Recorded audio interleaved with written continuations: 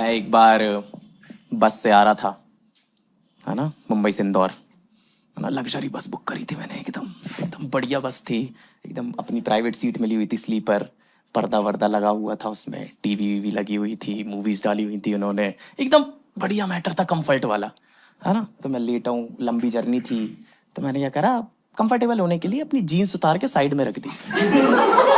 अरे बॉक्सर पहने हैं मैंने, बॉक्सर पहने हैं मैंने। इतना मन चला तो मैं भी नहीं हूं कि कंफर्ट के चक्कर में सबको मजा करा दूं। आपको मजा चाहिए, पहले पैसा दीजिए। ऐसे नहीं मिलेगा, है ना। तो बॉक्सर थे मेरे पास, है ना, जीन्स फोल्ड करके साइड में रख दिया, आराम से लेटा हूँ, फोन वोन चला रहा हूँ अपना। इतने में ना बस रुकी, 3-4 लड़कों को वॉशरूम यूज करना था, है ना। तो ऑफ कोर्स लड़कों का तो आपको पता ही है, देख के लग जाती है।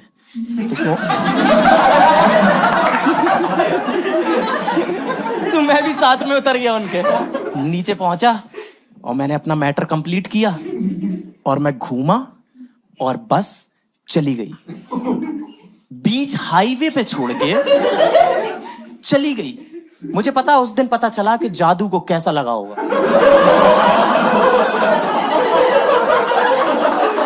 हाँ, क्योंकि वो भी शायद मूतने ही उतरा था, वो भी मेरी तरह अपनी मस्ती में लगा हुआ कि ओ ओ ओ ओ।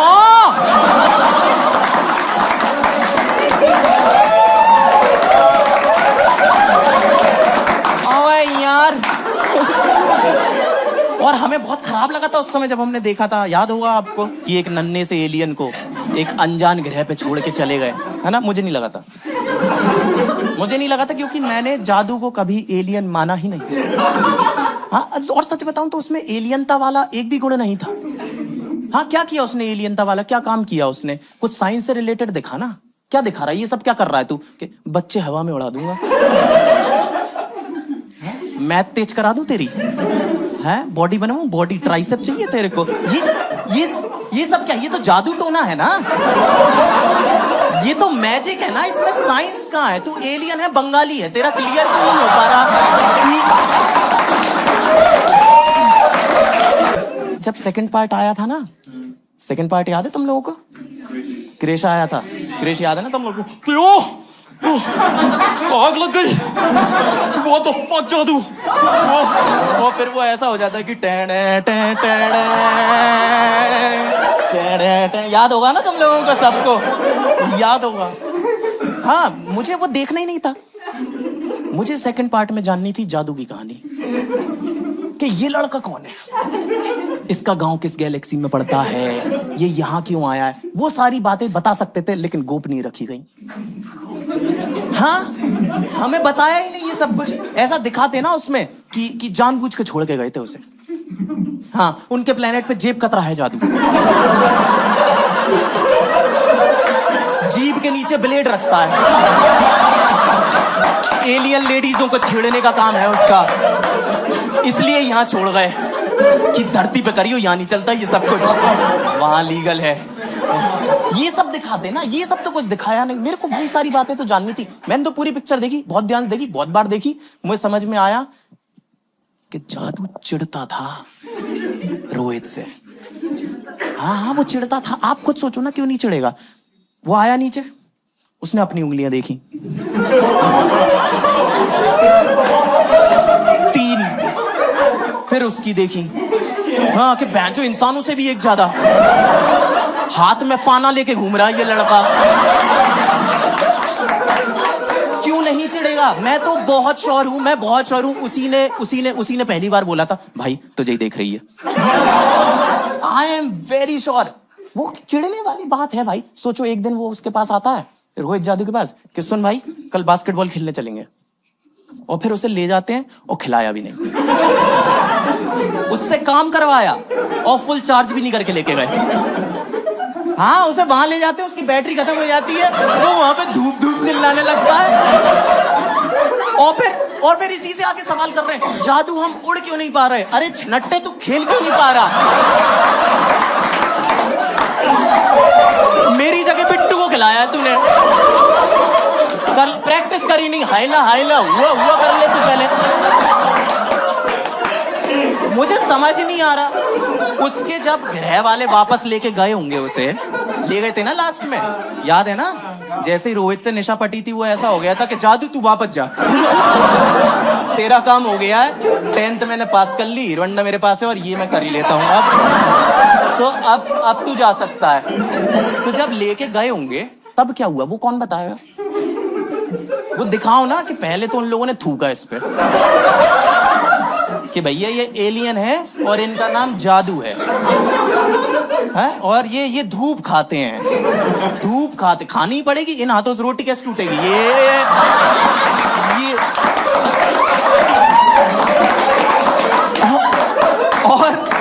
और घास खिलाने बाहर नहीं ले जा सकता, कोई बकरी समझ के ईद के लिए ले गया और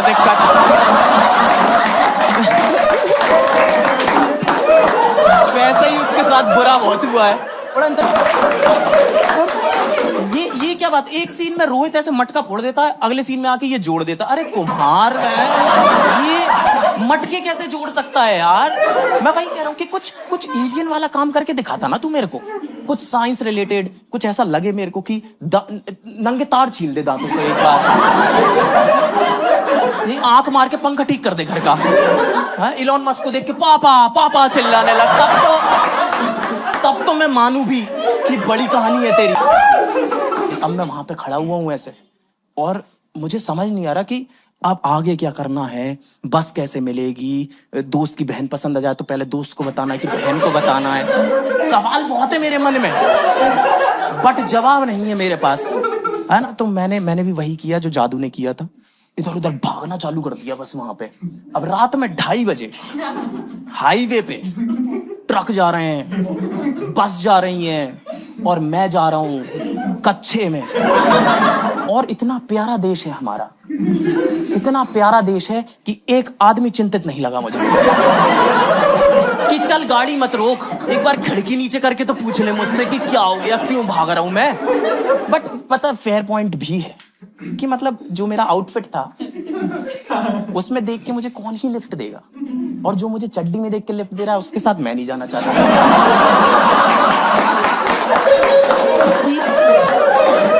मेरी तो मजबूरी है, तेरी क्या कहानी है भाई?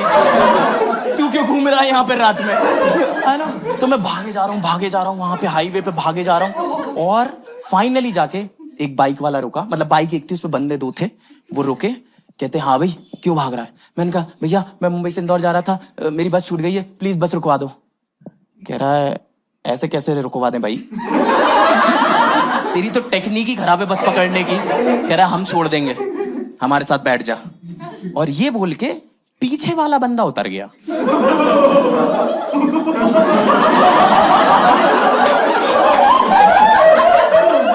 देखो दोस्तों, मैं नहीं हूं कोई साधु, मायावी या तांत्रिक, लेकिन मुझे इतना पता है कि अगर मुझे पहले उतरना है तो मुझे बीच में क्यों बिठा रहे हो तुम लोग? तो थोड़ी देर तो मेरे अंदर भी घबराहट हुई कि ये पता नहीं बस पकड़वाएंगे क्या पकड़वाएंगे, थोड़ा सा हाँ मेरा मन भी कसैला हुआ उस समय पे। लेकिन मुझ जादू के अभी रोहित और मेहरा यही है ना जो मुझे मेरी उड़न तश्तरी तक पहुंचाएंगे। तो मैं बैठ गया, बीच में बैठा हूं, और मैंने निकाला फटाफट फोन, और वो जो मैसेज आता है ना टिकट के साथ कि भैया कोई दिक्कत परेशानी हो तो ये नंबर पे कॉल कर लेना। तो मैंने उस नंबर पे कॉल किया, मैं कहा हेलो हेलो हेलो, मैं मुंबई से आ रहा था, मेरी बस छूट गई है, प्लीज बस रुकवा दो। और वहां से आवाज आई, welcome to Hans travels, to speak in English press 1, Hindi में बात करने के लिए 2 दबाएं, हमारे परमानेंट मेंबर बनने के लिए 3 परमानेंट मेंबर। कॉन्फिडेंस देख रहे हो तुम लोग, इन लोगों का कॉन्फिडेंस देख रहे हो। मुझे अगली बार इनकी बस दिख गई ना सर, मैं खाता भी नहीं हूं, मैं दुकान पे जाऊंगा, गुटखा खरीदूंगा, कुल्ला बनाऊंगा, मुंह में फिर थूकूंगा। मुझे एक बात बताओ, जब भी तुम कस्टमर केयर को कॉल करते हो तो तुम्हें 90% ऑफ द टाइम वो असली आदमी से ही बात करनी होती है ना? तो उसका नंबर सबसे आखिरी में 9 पे क्यों रखा है कि पहले मैं 1 सुनूं, 2 सुनूं, 3 सुनूं, 4 सुनूं? और अगर तुम तेज बने और तुमने पहले 9 दबा दिया तो वो ऐसे हो जाते कि oh invalid response. To speak in English. Hindi का तो आपको याद ही होगा, अभी बताया था। और जो लड़के बैठे ना उस साइड, वो भयंकर ईगो वाले लड़के हैं। ऐसे हल्के में मत लेना उनको। वो बिल्कुल ऐसे हैं कि उनकी बात अगर कंप्लीट हो गई और तुमने कुछ नहीं दबाया तो भी वो ऐसे हो जाते कि ओ, हमें आपकी तरफ से कोई रिस्पॉन्स नहीं मिला। हंस ट्रेवल्स में कॉल करने के लिए धन्यवाद। आपकी यात्रा शुभ हो। अरे शुभ ही तो नहीं हो पा रही। शुभ छोड़ो, यात्रा नहीं हो पा रही। मैं कब तक ये सब बोल के सहलाऊं अपने मन को कि अरे मंजिल में क्या रखा है, सफर का मजा लीजिए भाई साहब। ये क्या बातें हैं। जैसे तैसे करके फाइनली मैंने राइट टाइमिंग के इस्तेमाल से कस्टमर केयर का फोन उठा। कस्टमर केयर ने फोन उठाया, बंदे ने कह रहा है हेलो सर, मैं संतोष बात कर रहा हूं हंस ट्रैवल की तरफ से। मैं आपकी आज किस प्रकार सहायता कर सकता हूं? मैं कहा संतोष, पहले तो अपनी आवाज में थोड़ी जल्दी ला, थोड़ा हड़बड़ा, थोड़े दिए बुझा, बाल बिखेर अपने कि हो बस के छूट गई आपकी। थोड़ी एक्टिंग कर दे, बस मन बहला दे मेरा कि मुझे ऐसा तो लगे मेरे अलावा कोई और भी चिंतित है यहाँ पे, क्योंकि कोई जल्दी में नहीं लग रहा, कोई जल्दी में नहीं लग रहा। ये बाइक वाले जिनके साथ में बैठा हूँ ये भी भूल गए कि इन्होंने एक साइड मिशन पिक कर लिया है। ये अपनी मस्ती में चला रहे हैं, जिंदगी है सफर सुहाना। हाँ बढ़िया बात है। ये संतोष भी जल्दी में नहीं है, सिर्फ एक मैं हूं और एक वो बस वाला जो चला गया मेरे आगे। उसकी लड़ाई चल रही है अलग से भाई, टाइम से बिल्कुल समय को हरा देगा वो, पता नहीं। जैसे तैसे करके उसने कंडक्टर को फोन मिलाया, कनेक्ट करा और उसे समझाना चालू करा कि हेलो दीपक जी, मैं संतोष बात कर रहा हूँ हंस ट्रैवल से। मैंने कहा रहने दे संतोष, तू जब तक ये बात समझाएगा ना, वो बस सवारियों को छोड़ के दूसरी तरफ से वापस आ रही होगी, भांस पकड़ लूंगा मैं। ठीक, तू मेरी मदद करना बंद कर दे सबसे पहले तो।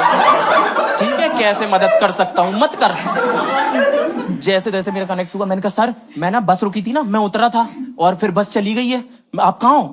कह रहे बस चली गई है, बस तो वहीं खड़ी है। तो मेरे दिमाग में क्या आया कि कहीं ऐसा तो नहीं कि मैंने ऐसे अपना मैटर कंप्लीट किया और मैं ऐसे घूमा और मैंने बस ऐसे ऐसे देखा और बस यहां खड़ी थी और किसी रैंडम बस को देख के उसके पीछे पीछे भागने लग गया। तो अभी मेरे दिमाग में थॉट ये आ रहा है कि हे भगवान बस छूट गई हो, लेकिन मैं अपने नजरों में चूतिया नहीं साबित होना चाहिए। अपनी नजरों में नहीं, बहुत गिर जाऊंगा आज तो, आज बहुत ज्यादा हो जाएगा। प्लीज है ना। और मेरी नजर से तो ठीक है, तुम वो बस वाले की नजर से सोचो, वो ड्राइवर की नजर से सोचो यार, कि वो बैठा है, बस रुकी हुई है और फिर एक बंदा उतरा बस से।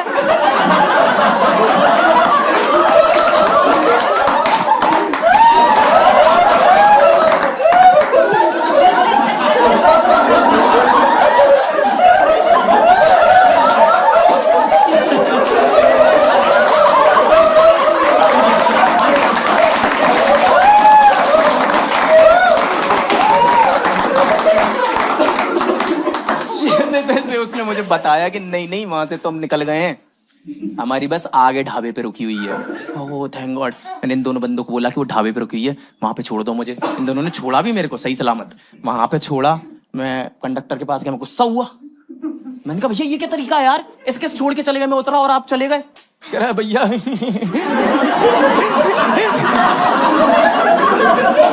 आपके साथ तो जादू वाला हो गया। मैंने कहा जादू मत बोल,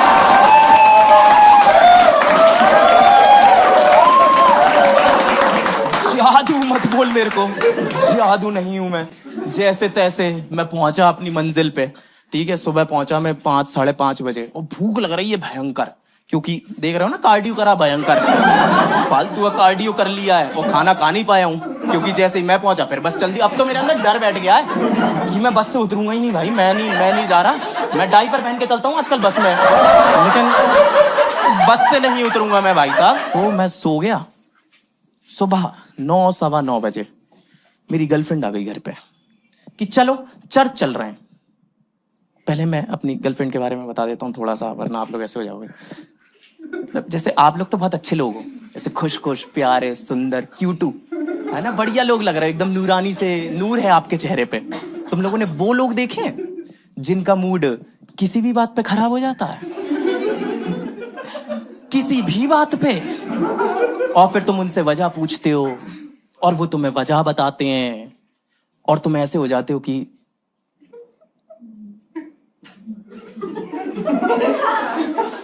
इस पे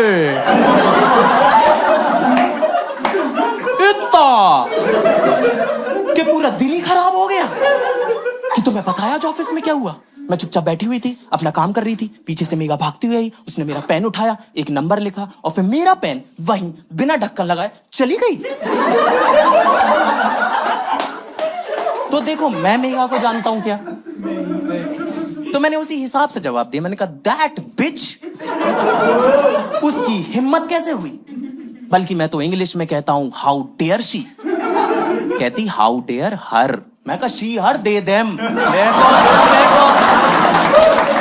फर्क नहीं पड़ता। तो ये जो लड़की थी ना, ये थी मेरी गर्लफ्रेंड। ये गुस्से में ही रहती थी है, रहेगी, प्रेजेंट परमानेंट टेंस। तो उसने बोला चर्च चल रहे हैं, जाना मेरे को था नहीं, बट मुझे वो मेघा और पेन का ढक्कन याद है। तो मैंने कहा चलो चलो चलो। और भूख लग रही बहुत तेज भूख लग रही है। वहां पे निकला हूँ, चूहे जो दौड़ रहे थे पेट में मर गए हैं अब, है ना। मैं निकला हूँ और मैंने देखा सोसाइटी के गेट पे एक फरिश्ता खड़ा है, थोड़ा गरीब फरिश्ता था, भेलपुरी बेच रहा था।